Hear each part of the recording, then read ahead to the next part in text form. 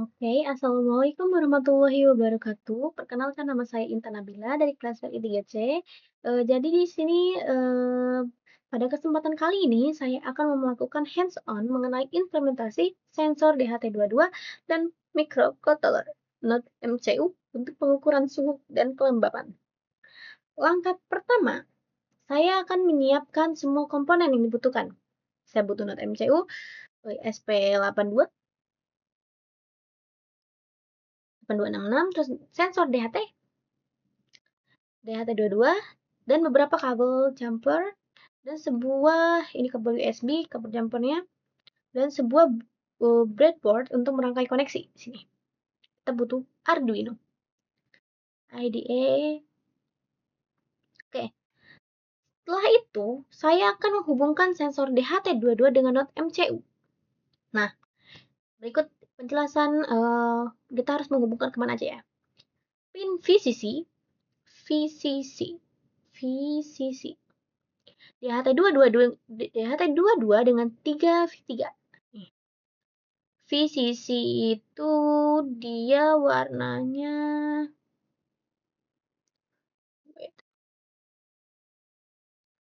warna kabel putih ini.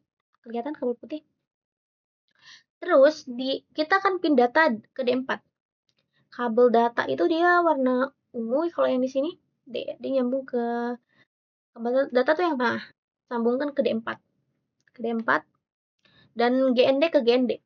GND itu kabel yang biru. Dari GND ke GND. Plus minus. Nah, plus auto minus. Atau minus auto plus.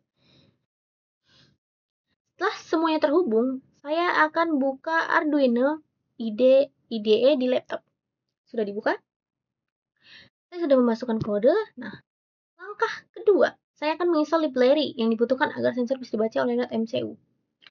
Di Board Manager, library ini udah ada.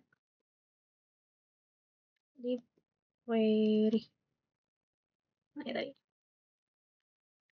DHT.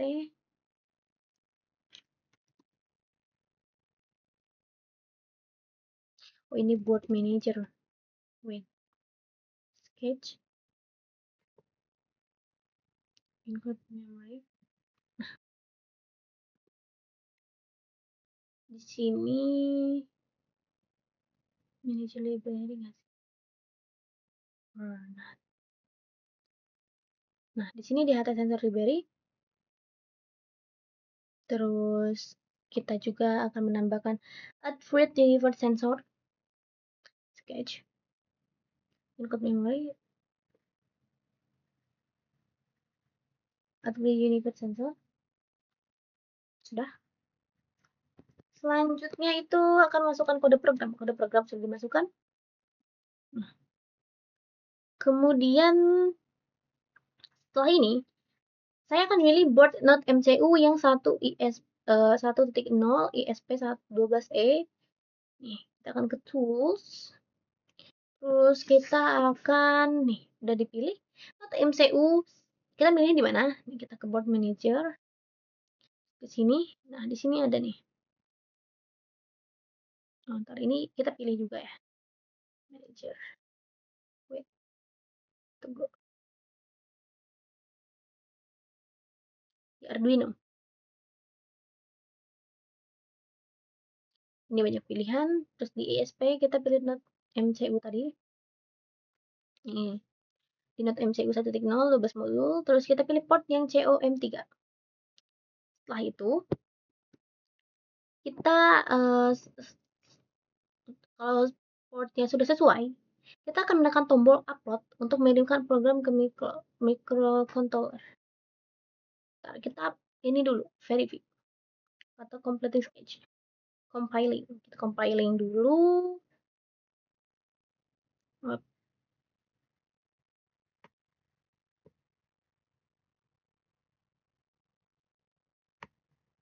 Setelah compiling dia akan mengupnya, terus lalu kita mengupload. Biar compiling itu. Nah, dia mulai warna biru-biru nih. Biru-biru, lampunya hidup. Langkah ketiga, setelah proses upload selesai, saya akan buka serial monitor dengan baud rate 9600. Di sini kalau misalkan 9600 ini error, kita akan menggunakan 15. Kita gunakan 15 dulu, baru kita gunakan 96. Setelah itu kita buka serial monitor. Kebaca nggak ya? Belum kebaca. Kita ganti 960 bit. Kita compiling lagi supaya dia kayak merefresh atau ini. Nah, jika gagal membaca data, kita akan pindahkan kabel datanya. Jadi di kode itu sudah tidak bisa diotak-atik, kita pindahkan endingnya ke yang sini. Ini hati-hati ya guys, ini agaknya terubah.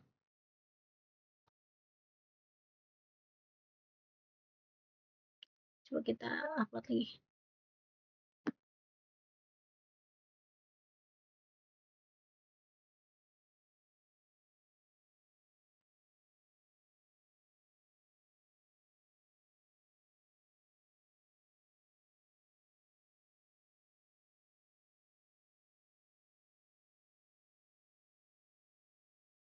Kita tunggu sampai 100%. Masih gagal atau gimana? Kita berhasil.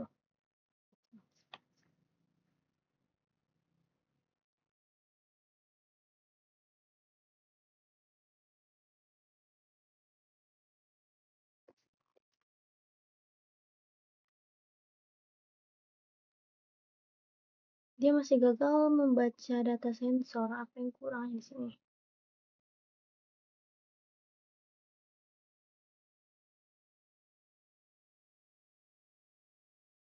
Kita pindahkan lagi.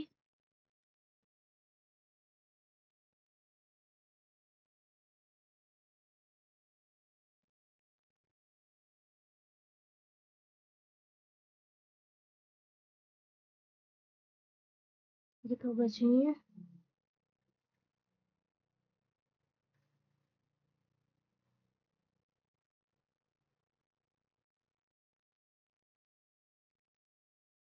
Dia bisa nggak?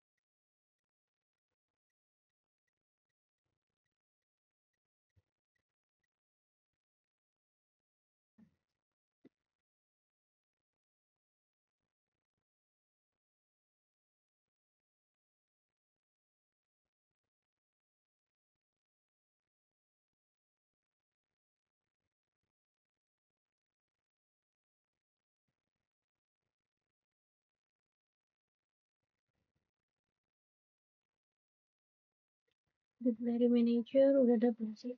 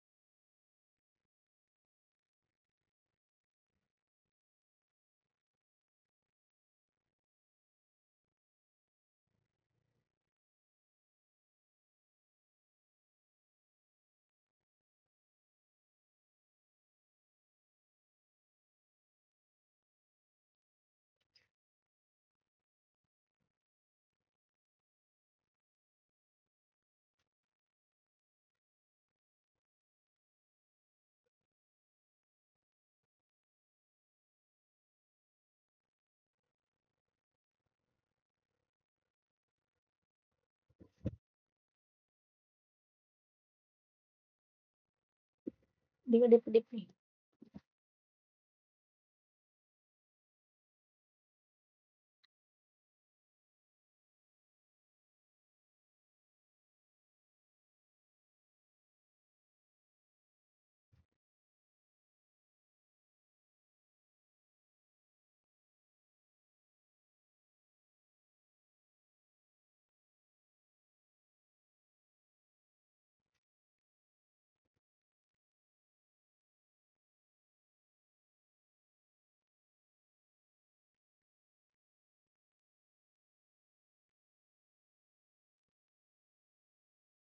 Dia gagal mau baca data sensor. Harusnya di sini pas nggak sih?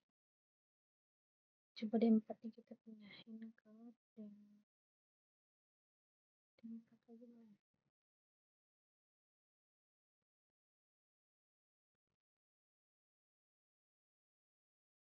D4.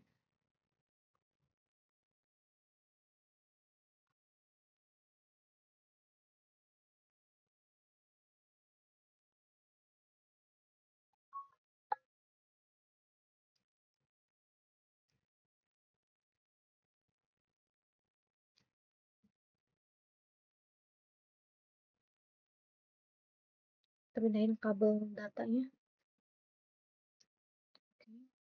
Data yang kita pindahin ke sini. Nah, di sini D4-nya cuma satu.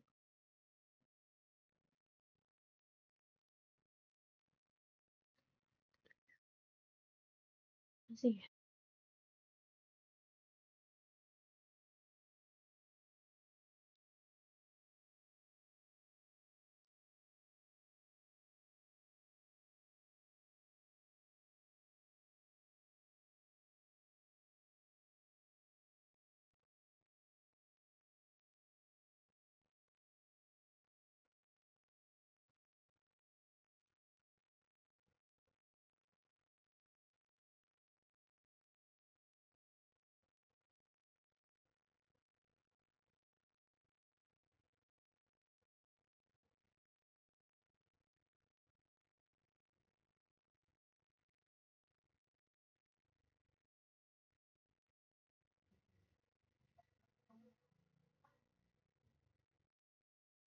Oh my god.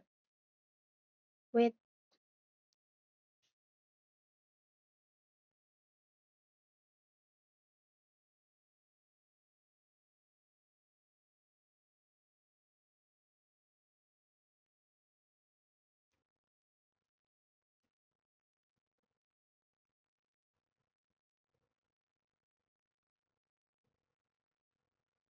Ini kan di D4 ya? Di D2. Tarik kode. Saya udah salah. Ternyata D2.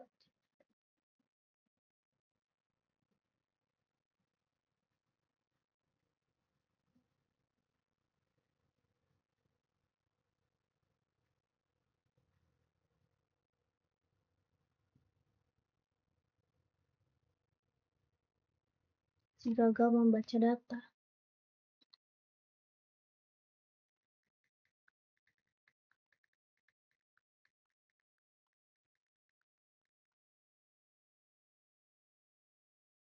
Mana yang salah di kabel kah?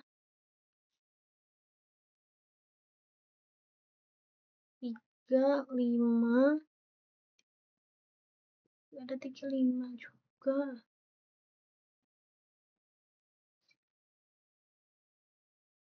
3V.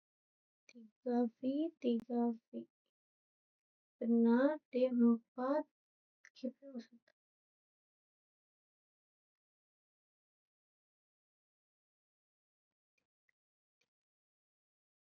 Udah. Terus define-nya.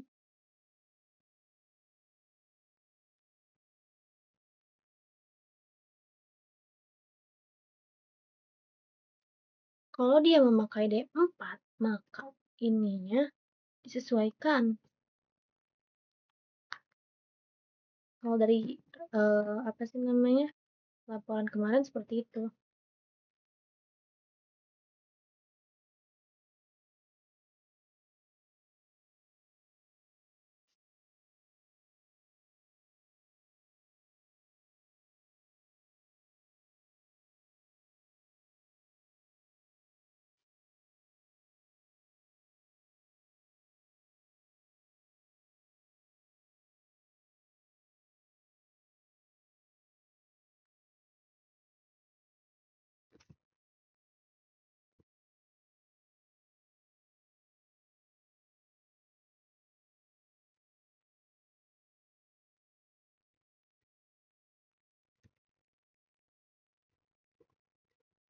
Tambahin delay-nya sini 2000.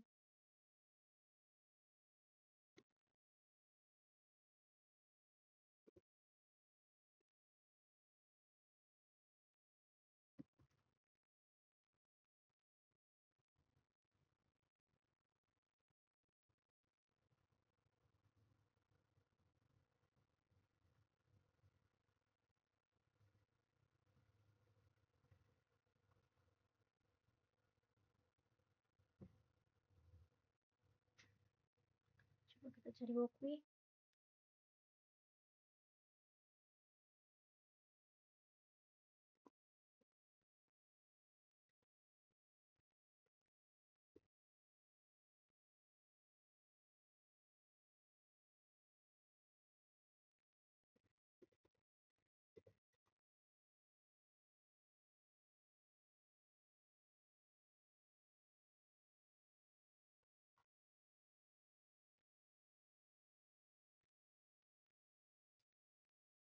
Tapi kan kalau gunain Wokwi itu kalau kita ini doang. Ini kan DAT-nya ada gitu kan.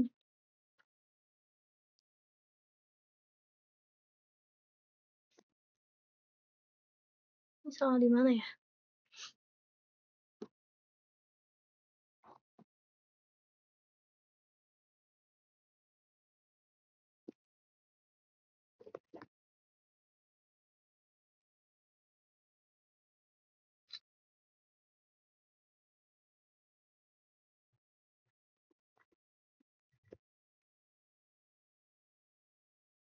Kabelnya kendor. Kita pindahin ke 3 deh. 3 kita kembaliin ke sini.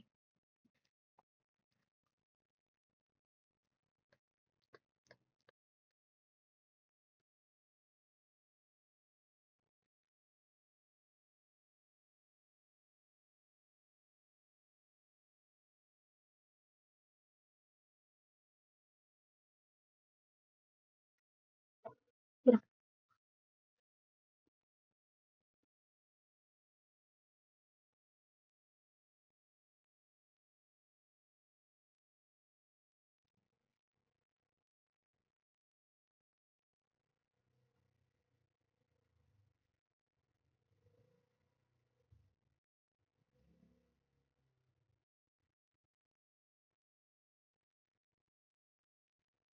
Dua.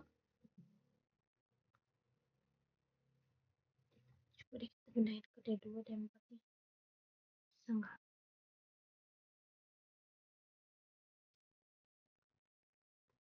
D2. Kita ubah di sini D2 juga.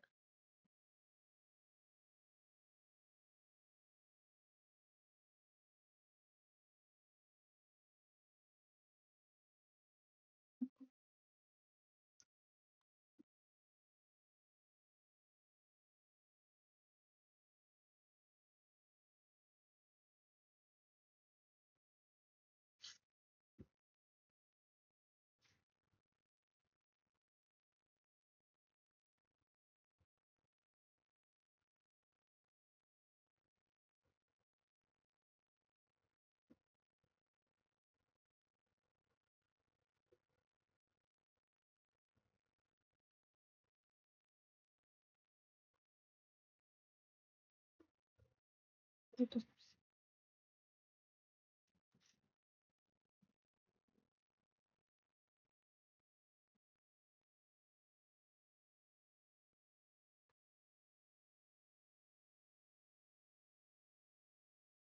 dia masih gagal. D4 kita ubah ininya juga jadi berapa ribu nih? Ribu di sini 11.520. 11.520.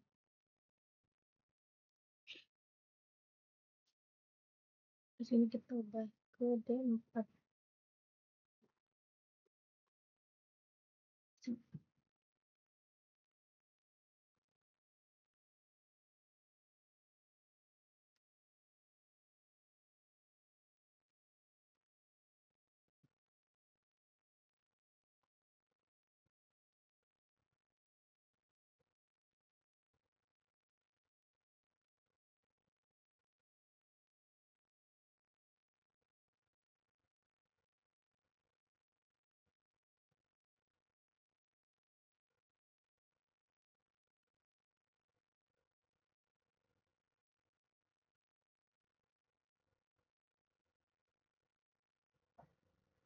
Kesel, gagal.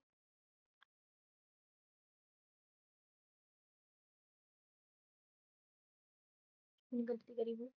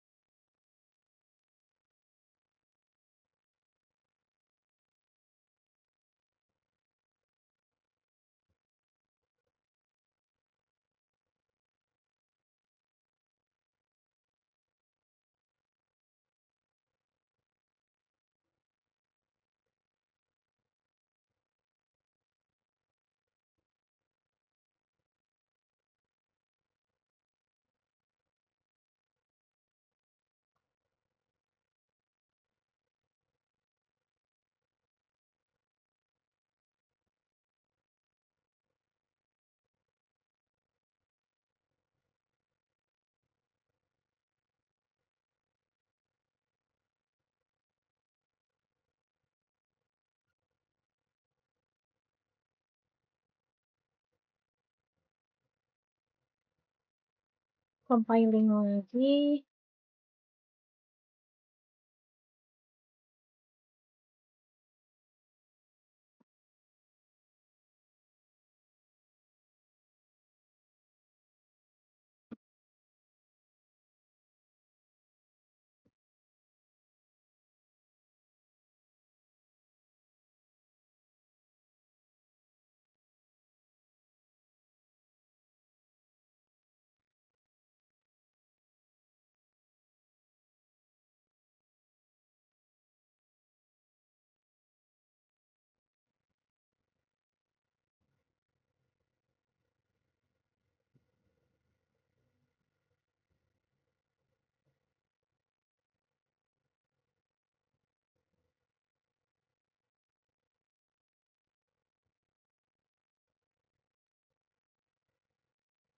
Kita cabut, pasang lagi. Bisa nggak? Nah, ternyata harus dicabut dulu guys. Jadi kabel USB yang nyolok ke laptop itu kita cabut dulu, baru kita masukkan lagi. Sekarang sensor suhunya udah muncul, sama kelembapannya sudah muncul, angkanya. Kita bisa tes nih. Kita bisa ubah. Ini kan dia suhunya 33,20 derajat Celcius, kelembapannya 74,70. Gerah banget di sini. Wah. Nih, kita bisa nih tingkatkan jadi lebih dikit. Kita tiup ya.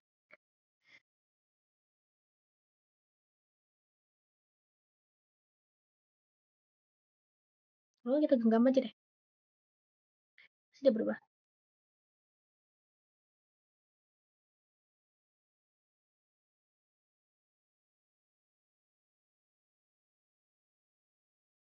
Nah, kelembapannya tadi awalnya 74 di 79 dan meningkat jadi 100 kelembapannya 100%. Sedangkan sini si suhunya dia dari 33, 35, 35, 35 karena kita genggam. Bisa digenggam, bisa kita tiup. Nah, coba kita ini lagi ya.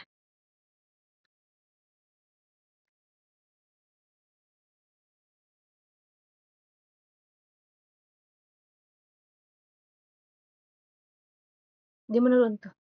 Dia menurun lagi jadi nih, dia menurun lagi di sini. 99,10, 88, 30 dia bakal kembali ke normal.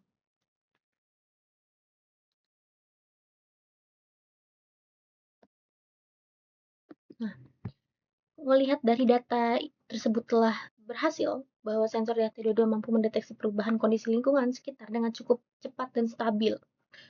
Nah, Langkah terakhir, itu kita akan mengimplementasi ini bisa dikembangkan lebih lanjut dengan menambahkan koneksi di platform IoT seperti Tying Speak Link sehingga data suhu kelembapan dapat dimonitor secara online menggunakan Wi-Fi dari Node MCU.